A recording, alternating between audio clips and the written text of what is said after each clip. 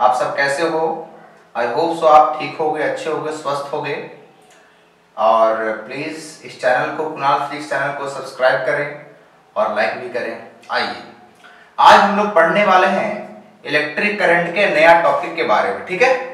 इसका नाम है define drift velocity, obtain expression for it.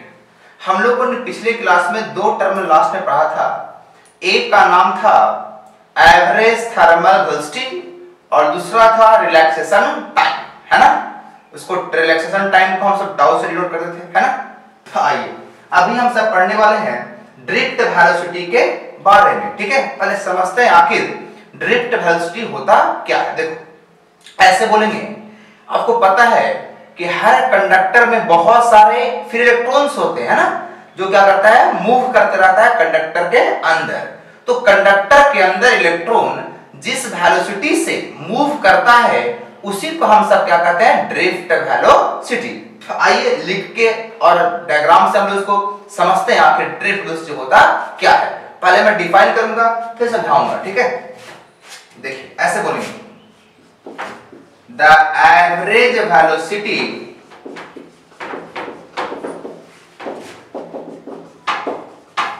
with which electron get drifted from low potential to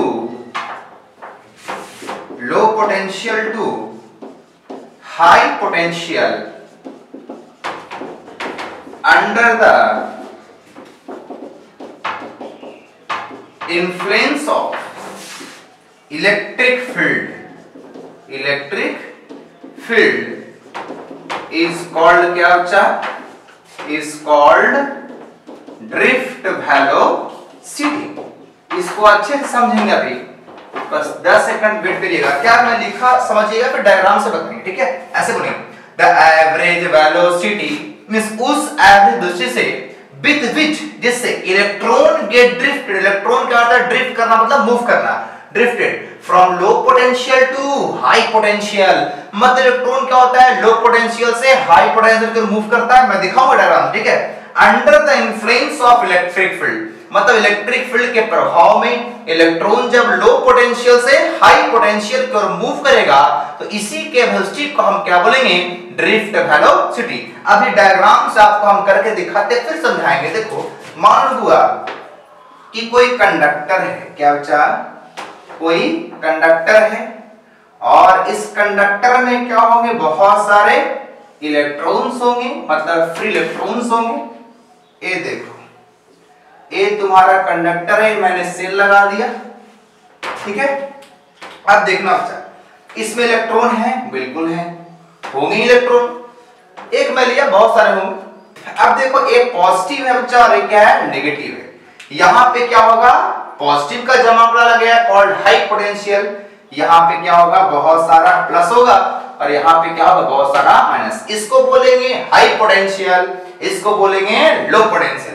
अब बताओ plus से क्या होता है, इलेक्ट्रिक फील्ड निकलेगा, इलेक्ट्रिक फील्ड लाइंस, या इलेक्ट्रिक फील्ड लाइंस क्या करेगा, इलेक्ट्रिक फील्ड बनाएगा कंडक्टर के अंदर, है ना। प्लस से निकल के क्या जा रहा है, फील्ड लाइन जा रहा है, नेगेटिव क्यों जा रहा है, इसका मतलब क्या बच्चा, इलेक्ट्रिक फील्ड सेटअप हो गया। इसको हम क्या बोलेंगे, हाई पोटेंशियल, इसको हम क्या बोलेंगे, लो पोटेंशियल। अब बताओ इलेक्ट्रॉन किधर जाएगा, उधर किधर, बिल्कुल पॉजिटिव है, इलेक्ट्रॉन क्या है, नेगेटिव है। तो पॉजिटिव क्या करेगा, इलेक्ट्रॉन को खींचेगा और नेगेटिव भगाएगा, इलेक्ट्रॉन इधर की ओर मूव करेगा, है ना।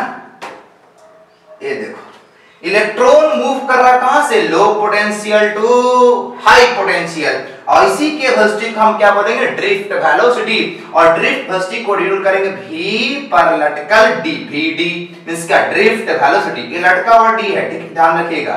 ये v पर क्या है, v पे d क्या है, लटका हुआ, vd मींस क्या, ड्रिफ्ट वेलोसिटी मींस। अब देखो डिफाइन को समझिएगा, क्या लिखा मैंने, ऐसे the average velocity with which the electron के ड्रिफ्ट करना मींस क्या, मूव करना, लोकोमोट करना, चलना, इलेक्ट्रॉन के drifted from low potential to high potential, मतलब नेगेटिव पोटेंशियल से positive potential, low potential to high potential under the influence of, किसके प्रभाव में, इलेक्ट्रिक फील्ड के प्रभाव में, इज कॉल्ड क्या, ड्रिफ्ट वेलोसिटी। फिर से लास्ट बार रिपीट करेंगे, इसको पढ़िए क्या लिखा, the average velocity with which electron get drifted from low potential to high potential, electron get drifted from low potential to high potential under the influence of electric field, मतलब electric field के प्रभाव में electron लो से high की ओर move करता है, इसी के वेलोसिटी को हम क्या कहते हैं, ड्रिफ्ट वेलोसिटी। और इसको डिनोट कैसे करते हैं, v पर लटकल, d मींस क्या हो गया, vd, क्या हो गया, vd। पूरी बात क्लियर है, बस में आ गया, ओके। नाउ आइए बच्चा, अब हम लोग क्या करेंगे, इसको प्रूफ करेंगे ना। अभी हम लोगों ने डिफाइन किया ड्रिफ्ट वेलोसिटी को, सीखा कि जिस वेलोसिटी से इलेक्ट्रॉन कंडक्टर के अंदर लो पोटेंशियल से हाई पोटेंशियल की ओर मूव करता है, उसी के वेलोसिटी को हम क्या कहते हैं बच्चा, ड्रिफ्ट वेलोसिटी। अभी हम सब इसको प्रूफ करने वाले हैं, ड्रिफ्ट वेलोसिटी का फार्मूला हम लोग प्रूफ करने वाले हैं। ध्यान से देखिए, अब इसको प्रूव करने के लिए सबसे पहले हम लोग क्या लेंगे, एक कंडक्टर लेंगे, क्या लेंगे, एक कंडक्टर लेंगे, और उस कंडक्टर को हम सब सेल से ज्वाइंट करेंगे, सेल से हम सब जोड़ेंगे। देखिएगा, तो थोड़ा लैंग्वेज लिखते हैं, पहले ऐसे बोलेंगे, let us consider a conductor connected with a cell, connected with a cell, है ना। एक कंडक्टर लिया और उस कंडक्टर को हमने क्या किया, सेल से ज्वाइंट किया। देखो मैंने एक कंडक्टर आपके लिए ले लिया, ठीक है, और क्या करेंगे, इसको एक सेल के माध्यम से, सेल के हेल्प से हम इसको ज्वाइंट कर देंगे, है ना। ये तुम्हारा सेल लग गया।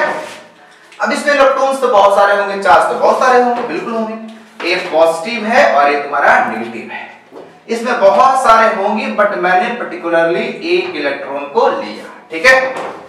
अब इलेक्ट्रॉन जिस स्पीड से घूम रहा होगा उसको हम क्या बोलेंगे, बताओ बच्चा, vd, v पर लटकल d, मतलब क्या, ड्रिफ्ट वेलोसिटी। अब ये है हाई पोटेंशियल और ये है लो पोटेंशियल। अब आपको पता ही है इलेक्ट्रिक फील्ड बनेगा, बिल्कुल, इधर में बहुत सारा प्लस रहेगा, इधर में क्या होगा, बहुत सारा माइनस रहेगा।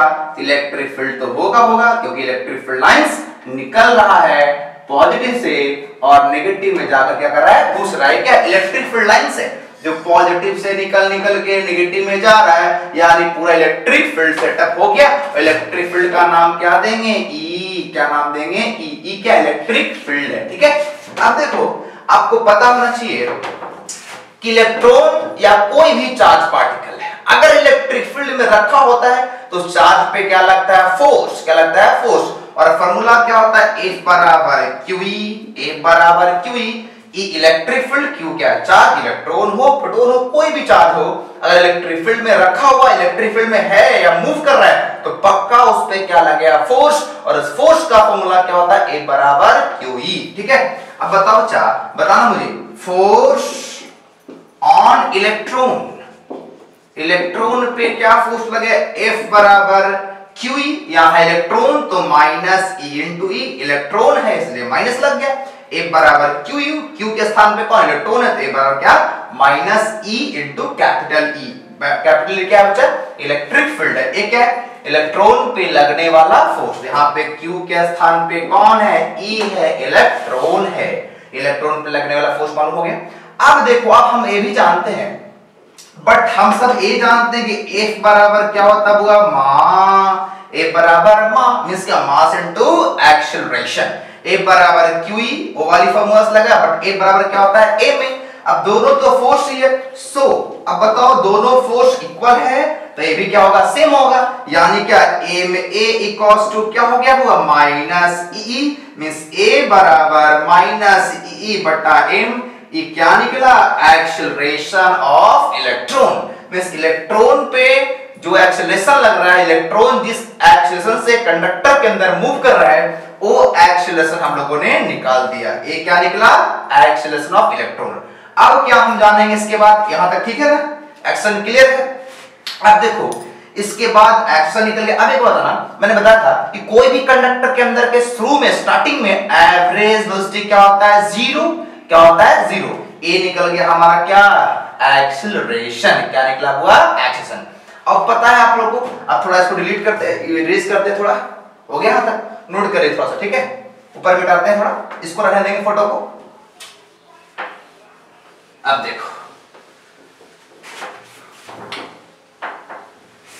हम लोगों ने क्या निकाल दिया हुआ, एक्सीलरेशन निकाल दिया। अब देखिए थोड़ा सा, हम जानते हैं फ्रॉम इक्वेशन ऑफ मोशन, किससे, इक्वेशन ऑफ मोशन से हम जानते हैं, फ्रॉम इक्वेशन ऑफ मोशन। हे बच्चा, आपको बताया था मैंने कि एवरेज वेलोसिटी कंडक्टर अंदर क्या होता है हुआ, जीरो होता है। शुरू जब सेल नहीं लगाओगे तो एवरेज वेलोसिटी क्या होगा, जीरो। मतलब u क्या होगा, जीरो। और एक्सीलरेशन अभी निकाला माइनस ई बटा m, है ना। और आपको बात पता होगा कि कंडक्टर के अंदर इलेक्ट्रॉन मूव करता हुआ तो एटम आयन से टकरा के चलता है। तो लगने वाला कंडक्टर के अंदर जो टाइम लगे इलेक्ट्रॉन जब मूव करता है वो दो एटम से या आयन से, दो है ना, लगातार टकराव के बीच के समय को क्या कहते हैं हम लोग, रिलैक्सेशन टाइम।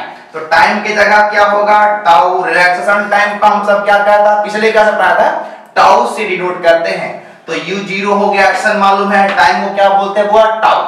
अब मैंने क्या बोला आपको, इक्वेशन ऑफ मोशन की बात किया। तो बताना बच्चा, हम जानते हैं कि v बराबर क्या होता है, u दो तीन चार हम लोग पढ़े ना इक्वेशन, v बराबर u प्लस at, s बराबर ut plus half at square, है ना पूरा।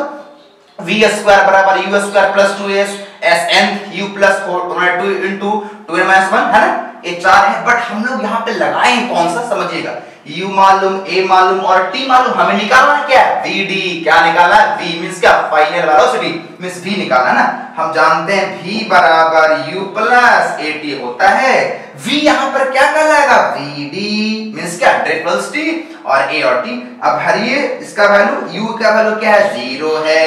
a का वैल्यू अभी निकाला था हुआ माइनस ई बटा m, और टाइम क्या है, टाउ। मतलब vd बराबर क्या हो गया, माइनस ई बटा m इंटू टाउ। ये क्या हो गया तुम्हारा, ड्रिफ्ट वेलोसिटी का फाइनल फॉर्मूला। क्या होगा बताओ, vd बराबर माइनस ई बटा m इंटू टाउ। क्या, vd बराबर माइनस ई बटा m इंटू टाउ। यहाँ पे e क्या है, इलेक्ट्रॉनिक चार्ज, इलेक्ट्रॉन है।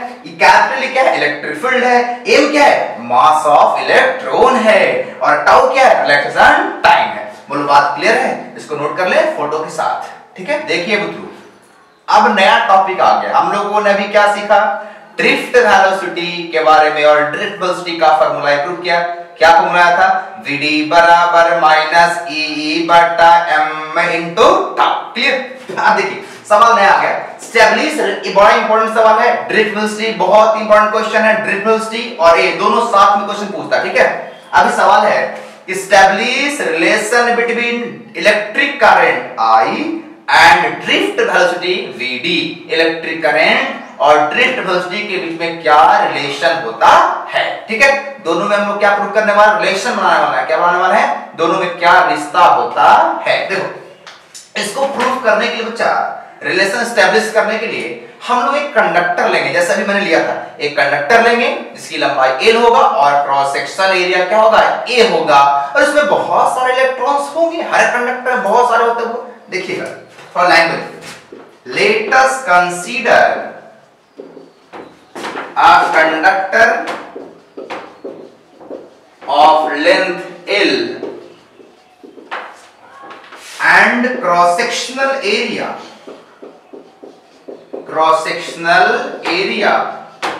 A, है ना।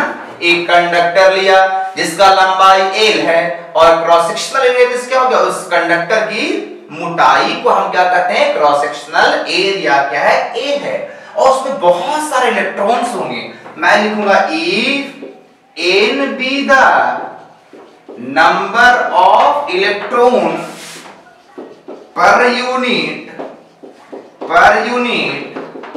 volume of conductor। थोड़ा ध्यान से समझिएगा क्या लिखा n के बारे में।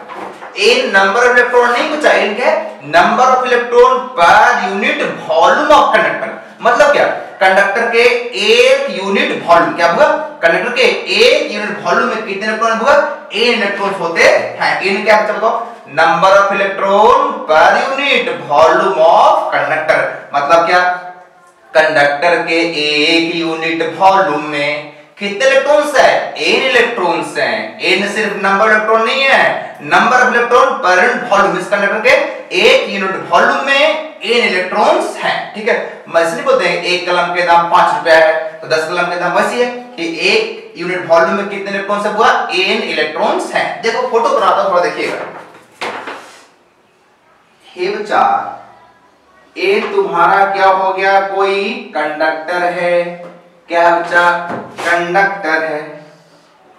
देखो ए मैंने लगा दिया सेल, लगा दिया, इसमें इलेक्ट्रॉन्स हो गए बहुत सारे।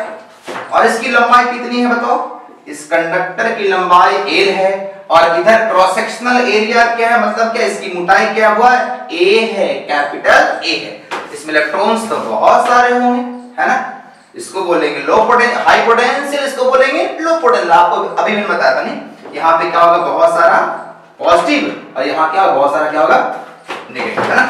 अब देखना, इलेक्ट्रॉन्स तो पक्का है कि इधर से भागेगा वो इधर भागेगा, है ना। Vd से जिस स्पीड से भागेगा तो इसको क्या बोलेंगे, Vd। मतलब क्या, ड्रिफ्ट वेलोसिटी मैंने होता है। अब देख बच्चा, हम लोग पहले जानेंगे कि आखिर कंडक्टर में कितने इलेक्ट्रॉन्स हैं, कितने इलेक्ट्रॉन्स हैं।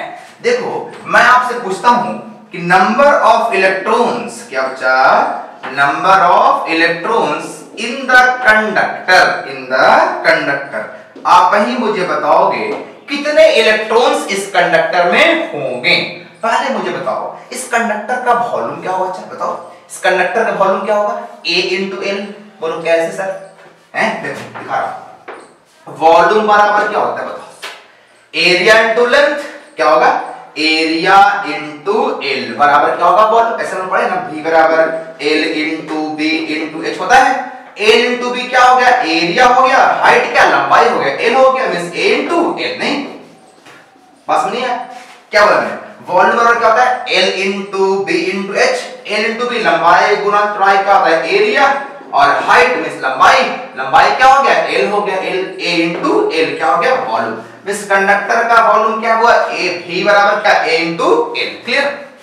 अब हम लोग जानने वाले हैं नंबर ऑफ इलेक्ट्रॉन निकालने वाले हैं कंडक्टर के अंदर। अब बताओ एक यूनिट वॉल्यूम में कितने इलेक्ट्रॉन्स है, n इलेक्ट्रॉन्स है, नहीं लिखा हो क्या, n क्या, number of electron per unit volume. तो एक यूनिट वॉल्यूम में n इलेक्ट्रॉन, तो कंडक्टर का वॉल्यूम कितना है, A इंटू L। वॉल्यूम में कितना, NaL इलेक्ट्रॉन्स। कितना क्या बच्चा, इलेक्ट्रॉन है, नहीं है क्या। देखो फिर से, कंडक्टर के एक यूनिट वॉल्यूम में n इलेक्ट्रॉन्स हैं, तो वॉल्यूम है कितना कंडक्टर का, A इंटू L। वॉल्यूम में कितने इलेक्ट्रॉन्स होंगे, NaL। NaL क्या है, number of electrons, means total number of electrons in the conductor कितने हो गए, NaL। फिर से रिपीट करता हूं एक बार, number of electron in the conductor निकालना मुझे है, तो एक कंडक्टर के एक यूनिट वॉल्यूम में n इलेक्ट्रॉन्स हैं, ये दिया हुआ क्वेश्चन में। तो A इंटू L वॉल्यूम में कितने इलेक्ट्रॉन्स होंगे, NaL। जैसे मैं पूछता हूं, सिंपल से बताना आप लोग, एक कलम के दाम 5 रुपया, तो 20 कलम के दाम करोगे ना, एक कलम के दाम 5 रुपया तो 20 कलम के दाम मल्टीप्लाई करते हैं, है कि नहीं। एक कलम के दाम 5 रुपया तो 20 कलम के दाम 20 इंटू 5 करेंगे। वैसे एक यूनिट वॉल्यूम में n इलेक्ट्रॉन्स होंगे, तो A इंटू L वॉल्यूम में कितना, NaL इलेक्ट्रॉन्स। ये क्या निकला total, total number of electrons in the conductor. ये क्या निकला हुआ, टोटल नंबर ऑफ क्या, electrons in the conductor. Total electron निकल गया। अब हम निकालेंगे कि आखिर कंडक्टर के अंदर टोटल चार्ज कितने होंगे। मिटा रहा हूं उसको, नोट कर लेना इसको, फोटो रहने दे रहे हैं, फोटो नहीं मिटा रहे बेचारे। देखो ए निकल गया, हमें नंबर ऑफ इलेक्ट्रॉन्स निकल गए। अब चार्ज कितने होंगे, है इसमें क्या इलेक्ट्रॉन ना, तो बताओ टोटल चार्ज, टोटल चार्ज कितने हो बताओ, Q बराबर एक इलेक्ट्रॉन पे चार्ज होता है E। एक इलेक्ट्रॉन पे चार्ज क्या होता है E, तो कितने इलेक्ट्रॉन से NaL, तो Q बराबर क्या हुआ NaLe, नाली है ना, क्या हो गया NaLe। E क्या है इलेक्ट्रॉन्स, एक इलेक्ट्रॉन का चार्ज, और NaL क्या है नंबर ऑफ इलेक्ट्रॉन्स, तो टोटल चार्ज क्या हो गया कंडक्टर में NaLe। ये क्या निकला बच्चा, कंडक्टर के अंदर का टोटल चार्ज निकला। क्या निकला, कंडक्टर के अंदर का टोटल चार्ज। बोलो क्लियर, याद है, ठीक है। Q के बराबर क्या आ गया NaLe। अब देखो कंडक्टर के अंदर इलेक्ट्रॉन्स मूव कर रहे हैं, घूम रहा है, अब घूम रहा है तो कंडक्टर को इलेक्ट्रिक फील्ड को क्रॉस करने में कितना टाइम लगेगा बताना हुआ। मैं लिख रहा हूं time taken by electron to cross the electric field, है ना, इलेक्ट्रिक फील्ड है ना, इलेक्ट्रिक फील्ड को क्रॉस करने में कितना वक्त लगे। इसको मिटा दो तो हो गया, है ना। अब देखना कंडक्टर को time taken by electron to cross the electric field, आखिर इलेक्ट्रिक फील्ड में कंडक्टर इलेक्ट्रॉन घूम रहा है तो कितना वक्त लेगा क्रॉस करने में, किसको इलेक्ट्रिक फील्ड को क्रॉस करने में। यहां से मूव करके क्या करेगा, पूरा पास करेगा, तब पूरा दूरी कितना तय करेगा इलेक्ट्रॉन L लंबाई, जितना बड़ा कंडक्टर होगा उतना ही दूरी तय करेगा ना। तो टाइम बराबर क्या होगा डिस्टेंस अपॉन स्पीड होता है, तो कंडक्टर को दूरी, इलेक्ट्रॉन को कितना दूरी तय करना पड़ेगा, वो L दूरी को तय करना पड़ेगा, है ना। इलेक्ट्रॉन को L दूरी ही तय करना पड़ेगा। टाइम बराबर क्या होता है डिस्टेंस बटा स्पीड, तो दूरी कितना होगा L, और इलेक्ट्रॉन का स्पीड क्या होता है Vd, ड्रिफ्ट वेलोसिटी, तो T अपॉन क्या हो गया Vd। ये क्या निकल गया हमारा, टाइम भी निकल गया, टाइम आ गया, Q निकल गया, T निकल गया, ठीक है। लेकिन कहो सर हमें तो करंट और Vd के बीच में रिश्ता लाना है, बिल्कुल। अब देखना हम जानते हैं बच्चा, वी नो दैट, हम सब जानते हैं कि I बराबर Q बटा T होता है ना, तभी पहला I बराबर Q बाई T। Q मुझे मालूम है, T मुझे मालूम है, ठूस दे इसमें, देखो यहां पे भर रहे हैं, देखिएगा इसी को वहां ला रहे हैं। तो I बराबर हो गया, वो Q का वैल्यू कितना लाए हो NaLe, नाली, और T क्या है टाइम, टाइम क्या वैल्यू का L upon Vd, L upon Vd। देखो L से L कट गया, Vd होके कहां जाएगा ऊपर, तो I बराबर क्या NaE इंटू Vd। अब ठीक है बच्चा, अब बताओ Vd बराबर क्या हो गया I बटा NeA। देखो मैंने क्या किया बच्चा कि Vd को यही रहने दिया और NaE को नीचे, NaE को नीचे, तो Vd बराबर क्या हो गया, Vd बराबर I बटा निया, क्या Vd बराबर I बटा निया, ऐसे याद करो, इस इजी रहेगा, ऐसे करोगे Vd और I बटा NeA या फिर EAN, बड़ा दिक्कत होगा, डायरेक्ट रखो Vd बराबर I बटा निया, क्या Vd बराबर I बटा निया, क्या Vd बराबर I बटा निया। देखो Vd ड्रिफ्ट है, Vd क्या है ड्रिफ्ट वेलोसिटी, और I क्या करंट के बीच में रिश्ता हो गया। और सबके बारे में पता ही है, Vd ड्रिफ्ट वेलोसिटी है, I करंट है, N क्या number of electron per unit volume, और E क्या इलेक्ट्रॉनिक चार्ज, और A क्या cross sectional area, conductor area, है ना। तो A हो गया रिश्ता। लास्ट में बोलेंगे Vd बराबर I बटा निया, ऐसे याद रखोगे भूलोगे नहीं, ठीक है। क्या बोलोगे Vd बराबर I बटा निया। बोलो क्लियर बात, प्रूफ समझ आ गया, पक्का उतार लीजिए इसको, ठीक है। आइए बच्चा, अब हम लोग ड्रिफ्ट वेलोसिटी पढ़ा, रिलेशन पढ़ा, इलेक्ट्रिक करंट और ड्रिफ्ट वेलोसिटी के बीच में रिश्ता पढ़ा। अब हम लोग ओम्स लॉ को पढ़ने वाले हैं। बिहार बोर्ड में, बिहार कंपनी में एक क्वेश्चन 2 साल पहले आया भी है, state and prove Ohm's law. आप लोगों ने शायद 10th क्लास में पढ़ा होगा ओम्स लॉ, ठीक है। स्टेट एंड प्रूव लिखना भी है और साथ में प्रूव भी करना है, किसको ओम्स लॉ को, है ना। ओम्स ने आखिर क्या कहा था, ऐसे बोलेंगे according to Ohm's law the current flowing through a conductor is directly proportional to the applied potential difference keeping physical condition like temperature and mechanical strain remains constant। अब क्या है, मैं तो बक दिया, अब समझते पहले है क्या, ठीक है। देखिए बुआ, ओम्स ने कहा था कि कोई भी वायर है, ठीक है, कोई भी कंडक्टर है, दोनों कंडक्टर के एंड में क्या लगेगा, पोटेंशियल डिफरेंस सेल लगेगा। सेल लगावेंगे तो करंट जो होगा वो वोल्टेज का क्या होगा, प्रोपोर्शनल। मतलब जैसे जैसे वोल्टेज बढ़ेगा वैसे वैसे करंट भी क्या होगा, बढ़ेगा। ठीक है, इसी को कहते हैं ओम्स लॉ। मींस वोल्टेज बढ़ाओगे तो करंट क्या होगा, बढ़ेगा। वोल्टेज घटाओगे करंट क्या होगा, घटेगा। मीन डायरेक्टली प्रोपोर्शनल है। ठीक है, बढ़ाओगे तो बढ़ेगा और घटाओगे तो घटेगा। तो समझते, फिर से लिखता हूं, पहले फिर सुनाता हूं। ठीक है, ऐसे बोलेंगे बच्चा कि according to Ohm's law the current flowing through a conductor is directly proportional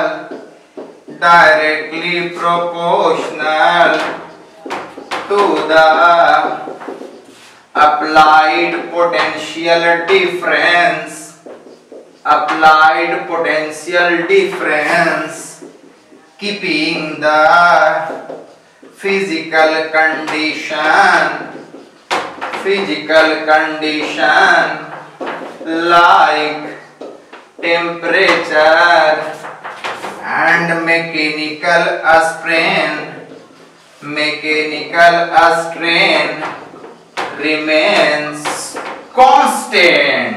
अब देखो, समझते थोड़ा सा पहले, उसके बाद है ना। तो देखो कहा क्या रहा है, कुछ टर्म में समझाना मुझे। According to Ohm's law, Ohm's law के अनुसार the current flowing through a conductor, किसी कंडक्टर से करंट बह रहा है, is directly proportional. Means current क्या होगा, डायरेक्टली प्रोपोर्शनल होगा to the applied potential difference. Means conductor में जो पोटेंशियल डिफरेंस अप्लाई करेंगे उसका प्रोपोर्शनल होगा कौन, करंट जो होगा वोल्टेज का प्रोपोर्शनल। लेकिन आगे लिखते हैं keeping the physical condition like temperature, मतलब वायर का टेम्परेचर है ना कांस्टेंट होना चाहिए। एंड मैकेनिकल स्ट्रेन है ना, मींस क्या बोला, वायर का टेम्परेचर और वायर में कोई स्ट्रेन पैदा होना नहीं चाहिए। इसका मतलब क्या, वायर में करंट बढ़ा रहे हैं और वायर को स्ट्रेच कर रहे हैं, ऐसा होना नहीं चाहिए। मींस वायर में जब करंट फ्लो हो उसमें वायर में कोई फिजिकल चेंज होना नहीं चाहिए। मींस ऐसा नहीं करना है कि वायर में करंट बढ़ा रहे हैं और वायर को खींच रहे हैं, मतलब वायर को लमाड़ रहे हैं, एक खींचना नहीं है। वायर में कोई स्ट्रेच, कोई स्ट्रेन पैदा होना नहीं चाहिए और वायर का टेम्परेचर भी क्या होना चाहिए, कांस्टेंट, तभी ओम्स लॉ एप्लीकेबल है। ठीक है, बात को समझा बात को। अब देखो क्या कहा वो, अब स्टेटमेंट से हम थोड़ा सा लिखते हैं। क्या कहा, current flowing through a conductor means I is directly proportional to the potential difference। मतलब I proportional to V हुआ ना, I क्या हो गया, proportional to V हो गया। Means current is directly proportional to V। अब I V का प्रोपोर्शनल है तो V is also proportional to I। कह सकते हैं ना, I V का प्रोपोर्शनल है तो V भी I का प्रोपोर्शनल होगा, है ना। अब देखो प्रोपोर्शनल को हटाने के लिए क्या करते हैं हम सब, कोई ना कोई कांस्टेंट। तो क्या बचा, V बराबर I इंटू R। ये R क्या बचा, प्रोपोर्शनलिटी कांस्टेंट, जिसको हम क्या कहते हैं, इलेक्ट्रिकल रेजिस्टेंस। बगल में लिखेंगे कि R is a proportionality constant called, क्या बचा, कॉल्ड, इसको क्या कहते हैं हम सब, इलेक्ट्रिकल रेसिस्टेंस। क्या बोलते हुआ, इलेक्ट्रिकल रेसिस्टेंस बोलते हैं। R क्या है, R को हम कहते हैं रेजिस्टेंस। इसको अलग से डिफाइन करेंगे, अलग से बताएंगे आखिर रेजिस्टेंस होता क्या है, फिर से थोड़ा समझेंगे अच्छे से कि V प्रोपोर्शनल टू। हे बच्चा, अभी हम लोगों ने ओम्स लॉ सीखा, ओम्स लॉ क्या होता है। अब हम सब ओम्स लॉ को बकायदा प्रूफ करने वाले हैं। ठीक है, वो V बराबर I R प्रूफ नहीं था ओम्स लॉ का। ठीक है, अभी हम लोग ओम्स लॉ को प्रूफ करने वाले हैं। देखिएगा बुआ, हम जानते हैं, we know that, हम सब जानते हैं, आप भी जानते हो।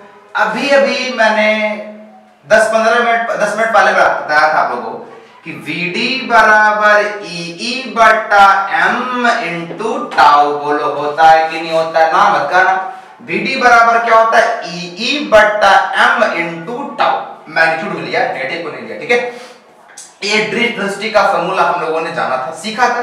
अब देखो बच्चा E क्या है इलेक्ट्रिक फील्ड, बट हम सब ये भी जानते हो बच्चा कि V बराबर E इंटू डी होता है, E इंटू डी या E इंटू एल भी होता है। एक चैप्टर सेकंड में बात पढ़ोगे, शायद जो बच्चे चैप्टर सेकंड नहीं पढ़े हैं अभी उसको थोड़ा सा लगेगा, बट ये मिलेगा V बराबर क्या होता है E इंटू एल या E इंटू डी, है ना। वहां पे आया था इलेक्ट्रिक पोटेंशियल और इलेक्ट्रिक फील्ड के बीच के रिलेशन, है ना, E बराबर ऐसे का रिलेशन आया था।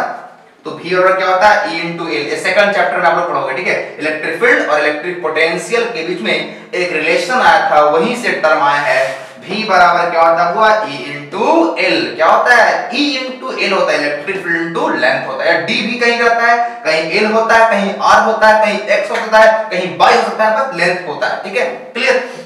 अब देखो E बराबर क्या हो गया बताओ V अपॉन एल, इसका E का वैल्यू इसमें पुट करें, ठीक है, इसमें क्या करें पुट करेंगे। सो VD का वैल्यू क्या बन जाएगा बताओ E इंटू कैपिटल E के जगह क्या V अपॉन एल, है ना, और इंटू टाउ, और नीचे में क्या था M था, नहीं हुआ, नीचे में क्या M। देखो ध्यान से समझिएगा, VD बराबर E और कैपिटल E के स्थान पे क्या V अपॉन एल, नीचे में मास था, साइड में टाउ था, हो गया हुआ। मींस क्या VD बराबर EV बटा ml इंटू टाउ। एक क्या है हमारा ड्रिफ्ट वेलोसिटी को मैंने क्या किया, थोड़ा सा एक्सपैंड किया, थोड़ा सा E का वैल्यू पुट करके लिया, ठीक है। ये क्या है ड्रिफ्ट वेलोसिटी है, ठीक है, क्लियर। बट हम सर एक बात और सीखे हैं, बट वी नो दैट हम सब एक बात और जानते हैं कि VD बराबर क्या होता है बच्चा, VD बराबर I बटा निया, है कि नहीं। अभी यही बताया था कि VD बराबर I बटा निया, बताया था। इसको 1 मान लिया और इसको हमने इक्वेशन क्या मान लिया, 2 मान लिया। इक्वेशन 1 को और इक्वेशन 2 को दोनों को अच्छे से निहारो, दोनों VD है, लेफ्ट वाला सेम है तो श्योर है कि राइट वाला भी क्या होगा सेम होगा। सो बोलेंगे फ्रॉम इक्वेशन 1 एंड 2 क्या फिगर हो गया, क्या दिखा मैं EV upon ml into tau, क्या EV upon ml into tau equals to क्या होगा I बटा निया। बोलो होगा कि नहीं होगा, बिल्कुल होगा। दोनों का बायां बायां सेम है, VD सेम है, तो दायां दायां भी क्या होगा सेम होगा। अब देखना बच्चा V इक्वल्स टू, मैं क्या कर रहा हूं ml को ऊपर मल्टीप्लाई कर रहा है, क्रॉस मल्टीप्लाई कर रहा है, ठीक है, ml को ऊपर और E इंटू टाउ को नीचे, तो क्या बनेगा देखिएगा, ml ऊपर गया अपॉन E टाउ नीचे आएगा तो NE स्क्वायर और A इंटू टाउ। देखो फिर से ध्यान से हुआ कि ml को ऊपर क्रॉस मल्टीप्लाई कर रहे हैं, ml गया ऊपर E भी E इंटू टाउ गया नीचे, तो n था पहले से E स्क्वायर और A था और टाउ था और साइड में क्या था I। बोल हुआ कि नहीं हुआ, क्रॉस मल्टीप्लाई V को रहने दिया, यहीं पे रहने दिया, और E टाउ को नीचे ml को ऊपर I रह गया, ठीक है। अब देखो ध्यान से देखिएगा, ठीक है, देखो m क्या है मास है, कांस्टेंट होगा, l क्या है लेंथ है, कांस्टेंट, NE A टाउ, ये सब तुम्हारा क्या, ये पूरा टर्म क्या है कांस्टेंट है। और इसी टर्म को हम सब क्या कहते हैं बच्चा, electrical resistance, NE square A into tau को हम सब क्या कहते हैं R। एक पूरा वैल्यू क्या है हुआ कांस्टेंट, इलेक्ट्रॉन का मास मालूम होता है कांस्टेंट, L लंबाई, वायर का लंबाई क्या हुआ कांस्टेंट मालूम होता है, A number electron current volume मालूम होता है कांस्टेंट, E क्या है कांस्टेंट, सब पूरा क्या है कांस्टेंट, और इसी को क्या कहते हैं R means what electrical resistance. यानी V बराबर क्या हो गया R इंटू I, मतलब V बराबर IR। प्रूव हो गया तुम्हारा, प्रूव हो गया प्रूव, तो ये हो गया तुम्हारा पूरा प्रूफ। इसको नोट कर ले, ठीक है।